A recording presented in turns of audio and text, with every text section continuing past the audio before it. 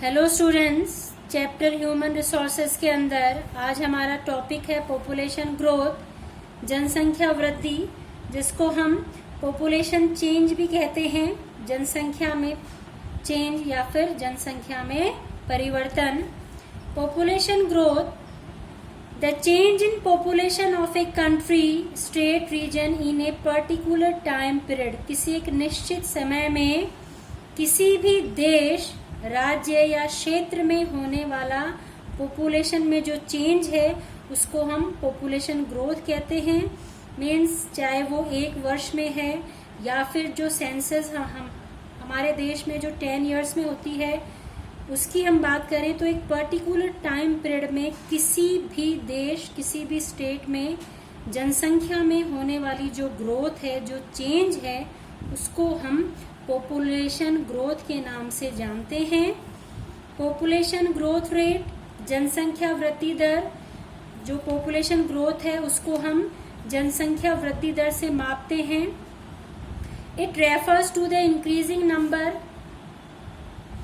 या फिर increasing number of people या फिर इंक्रीजिंग पॉपुलेशन पर 100 persons in a particular time period.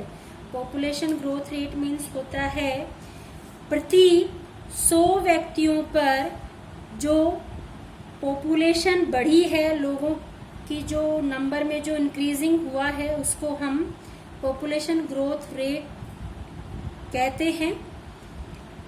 Decade growth of India in 2011 is 17.64%। हमारे देश के अंदर जो दशकीय वृद्धि दर है 2001 के अंदर सेंसस हुई थी, 2001 के बाद 2011 में जो सेंसस हुई थी, तो 2001 और 2011 के बीच में जो दशक था, उस दशक में जो हमारे देश में जनसंख्या वृद्धि दर रही वो 17.64 रही, जो कि पिछली दशकीय जो वृद्धि हुई है उनसे काफी कम है।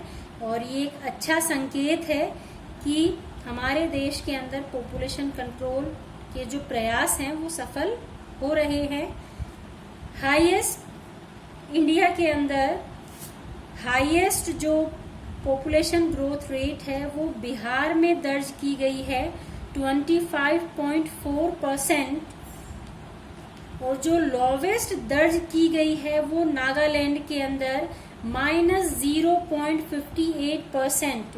और नागालैंड एक ऐसा एकमात्र स्टेट है जहां पर जो जनसंख्या वृद्धि दर है वो माइनस में दर्ज की गई है। Decade growth of Rajasthan in 2011 is 21.44%। जो आपका सेंसस है, इस चैप्टर के अंदर जो पॉपुलेशन से रिलेटेड जितने भी फैक्ट हैं उनके अंदर इंडिया के साथ साथ राजस्थान को फोकस किया गया है। इसीलिए हर टॉपिक के अंदर हमें जो राजस्थान है, राजस्थान से जुड़े जो फैक्ट हैं उनको देखना जरूरी है। तो यहाँ जो डिकेड ग्रोथ ऑफ राजस्थान है 2011 के अंदर वो 21.44 दर्ज की गई है। और राजस्थान के अंदर जो बाड़मेर डिस्ट्रिक्ट है, बाड़मेर डिस्ट्रिक्ट के अंदर सबसे ज्यादा पॉपुलेशन ग्रोथ रेट दर्ज की गई है 32.55%। और जो लोवेस्ट है वो श्री गंगानगर डिस्ट्रिक्ट के अंदर है 10.06%। अब जो पॉपुलेशन ग्रोथ है उसकी क्या रीजंस हैं, इस पे हम डिस्कस करेंगे। Number first, decline in death rate, जो मृत्यु दर है उसमें कमी आना। सबसे पहले डेथ रेट क्या होती है? The ratio of deaths to the population of a particular area during a particular period of time, usually calculated as the number of deaths per 1000 people per year, is death rate. जो deaths हैं, death rate जो है वो किसी particular time के अंदर, किसी particular time period के अंदर, किसी पर्टिकुलर एरिया के अंदर जो मृत्यु दर है, जो मृत्यु है उनको हम डेथ रेट के नाम से जानते हैं। जनसंख्या के रेशियो के अंदर जितनी मृत्यु होती है उसको हम डेथ रेट के नाम से जानते हैं। सिंपल वर्ड में हम कहें इसको, calculated as the number of deaths per 1000 people per year. एक साल में प्रति 1000 व्यक्तियों के रेशियो में जितनी मृत्यु होती हैं उसको हम डेथ रेट के नाम से जानते हैं। प्रति 1000 पुरुषों के अनुपात में जितनी मृत्यु होती हैं एक साल के अंदर उसको हम डेथ रेट कहते हैं, मृत्यु दर कहते हैं। और हमारे देश के अंदर जो डेथ रेट है वो डेक्लाइन हुई है, वो कम हुई है, उसके पीछे क्या रीजंस हैं? सबसे पहले देखिए कंट्रोल ऑफ एपिडेमिक्स, जो महामारी हैं उनके ऊपर कंट्रोल होना। पहले हम सालों पहले सुनते थे कि ये बीमारी फैल गई है, जैसे प्लेग, चेचक, ये बीमारियां फैलती थी और उस समय मेडिकल फैसिलिटीज इतनी इम्प्रूव नहीं थी तो बहुत संख्या में लोग जो हैं वो मारे जाते थे। लेकिन अब ऐसा नहीं है।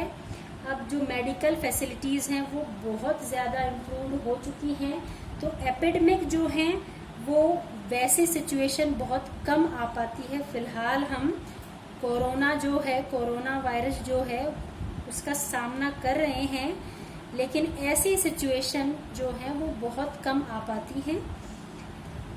इस कारण जो डेथ रेट है वो काफी कम हुई है। मोर मेडिकल फैसिलिटीज, जो चिकित्सा सुविधाएं हैं उनमें वृद्धि हुई है।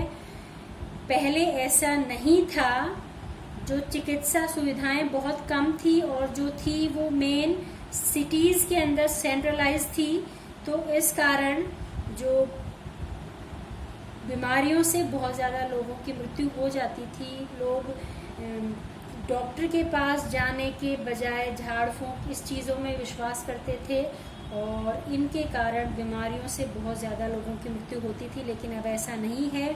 बीमारियों से लोग, डिजीज़ेस से लोग काफ़ी कम मरते हैं।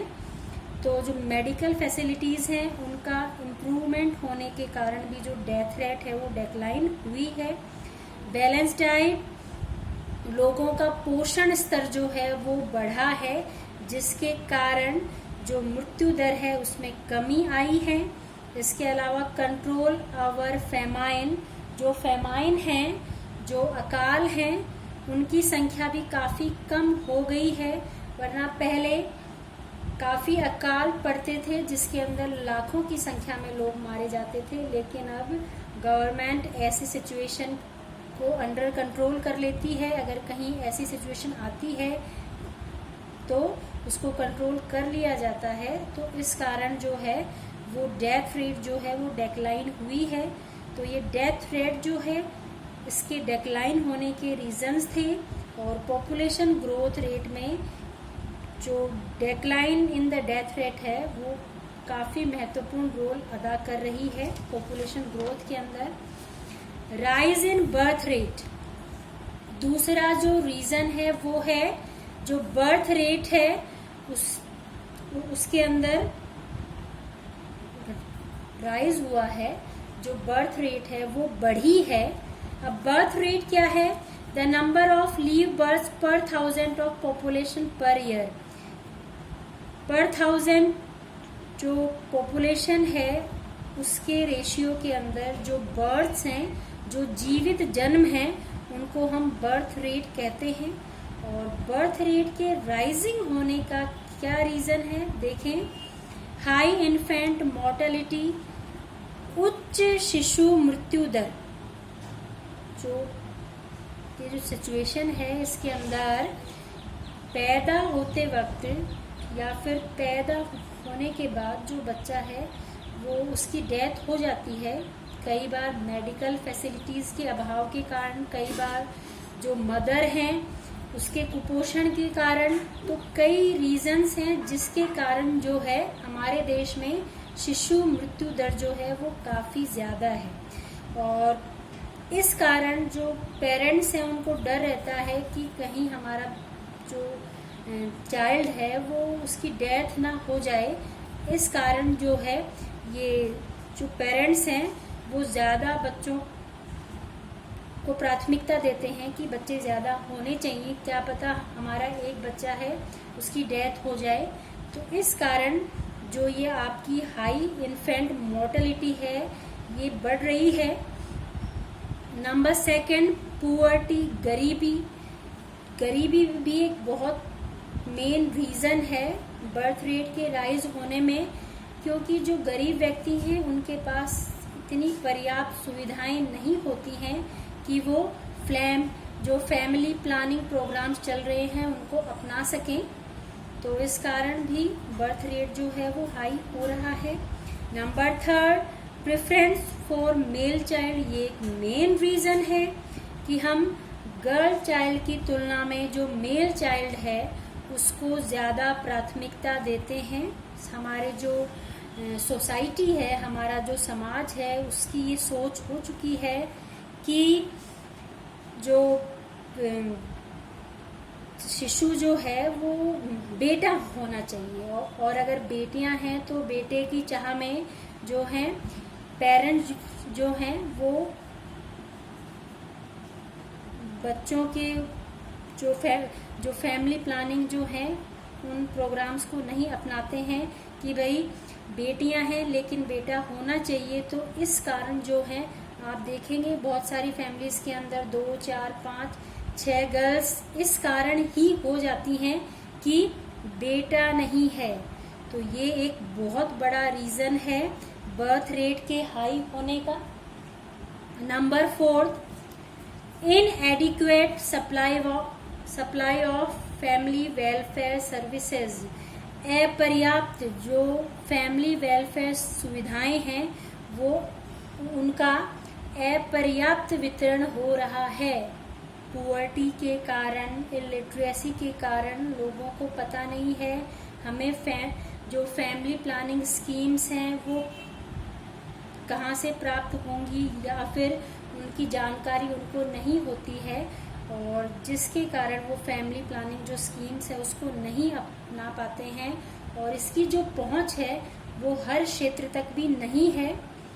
तो इस कारण जो ये अपर्याप्त जो फैमिली प्लानिंग स्कीम्स हैं ये भी राइज इन बर्थ रेट में महत्वपूर्ण रोल अदा कर रही हैं। नंबर थर्ड जो है वो लैक ऑफ एजुकेशन, लिटरेसी, जो असाक्षरता है वो भी एक महत्वपूर्ण कारण है जनसंख्या वृद्धि का। Illiterate people are unable to understand the harmful effects of over population. जो इलिटरेट, जो असाक्षर व्यक्ति होगा वो इन चीज़ों को नहीं समझ पाता है कि जनसंख्या वृद्धि के कारण क्या नुकसान हो सकते हैं। They are unaware of the ways to control population, वो इस चीज़ के प्रति अनअवेयर रहते हैं कि भाई हम किस प्रकार जो है वो जनसंख्या नियंत्रण में अपना योगदान दें। तो शिक्षा की कमी भी एक महत्वपूर्ण कारण है। नंबर फोर्थ जो पॉइंट है वो है माइग्रेशन। माइग्रेशन में देखिए, the movement of people from one place to another place is called migration. लोगों का एक जगह से दूसरी जगह जाना, इसी को हम माइग्रेशन के नाम से जानते हैं। और अगली क्लास में, नेक्स्ट क्लास में हम माइग्रेशन के ऊपर डिस्कस करेंगे, इसके क्या रीजंस हैं, क्या इफेक्ट हैं इसके। Thanks for watching this video.